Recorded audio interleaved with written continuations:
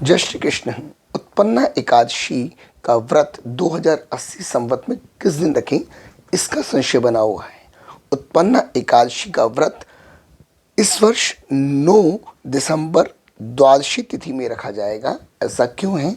क्योंकि दशमी तिथि 7 दिसंबर को थी, जिसका घटी पल 55 घड़ी 2 पल था, और 8 तारीख को शुक्रवार को 58 घड़ी 32 पल एकादशी थी, और एकादशी तिथि का घटी पल 45 से 55 घड़ी से अधिक हो तो उस एकादशी को त्याजा जाता है, क्योंकि द्वादशी तिथि की वृद्धि है। वैष्णव द्वादशी तिथि की वृद्धि में व्रत रखते हैं, और इसलिए द्वादशी तिथि जो शनिवार को है वो 60 घड़ी से ज़्यादा होने के कारण उस दिन रखी जाएगी, और उस व्रत का ही विशेष महत्व है। यहाँ पर तिथि से ज़्यादा हम व्रत का द्वादशी तिथि युक्त रखेंगे, उसका महत्व है।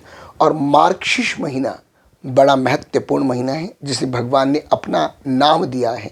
भगवान कहते हैं मार्गशीर्ष मासोहम, कि मुझे महीनों में मार्गशीर्ष जात। और उत्पन्ना एकादशी का व्रत, एकादशी ऐसा व्रत है जो प्रारंभ कृष्ण पक्ष से होता है। बाकी सभी व्रत शुक्ल पक्ष को देखकर प्रारंभ होते हैं। केवल एक एकादशी का व्रत है जिसमें कृष्ण पक्ष से प्रारंभ होता है, और मार्गशीर्ष महीने की कृष्ण पक्ष की एकादशी उत्पन्ना है। और इस एकादशी का व्रत आपको द्वादशी युक्त तिथि में रखना है, और आपको 9 दिसंबर शनिवार के दिन ही एकादशी का व्रत रखना है। और ये एकादशी का व्रत बहुत महत्वपूर्ण है। इसकी महत्वता है, एकादशी का व्रत रखने से क्या होता है। एकादशी आपको धन धान्य सुख समृद्धि की वृद्धि देती है, और इस व्रत को अवश्य रखें। तुलसी माता निर्जल एकादशी रखती है। सभी प्रकार की एकादशी निर्जल होती हैं।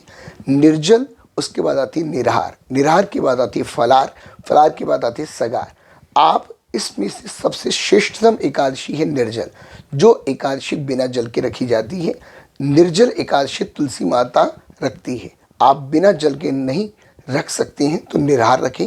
आप जल पी लें, कुछ ना खाएं, वो है निराहार। और निराहार भी नहीं रख सकते कि आपको भूख लगती है तो आप फलाहार कर लें, फल का आहार करें और जल पी लें। ये तीसरे नंबर की एकादशी का भाव है।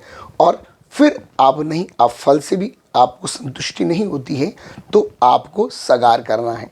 कूटू सिंगाड़ा सावक आप एक बार प्रयोग करने, ये सगार रूपेण करने, इससे भी आपकी संतुष्टि नहीं होती है तो आप एकादशी व्रत में अन्न को त्याजें।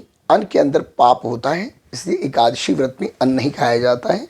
आप दिन भर में एकादशी युक्त फल हैं सगार रूपेण करें, पर एकादशी का व्रत करें।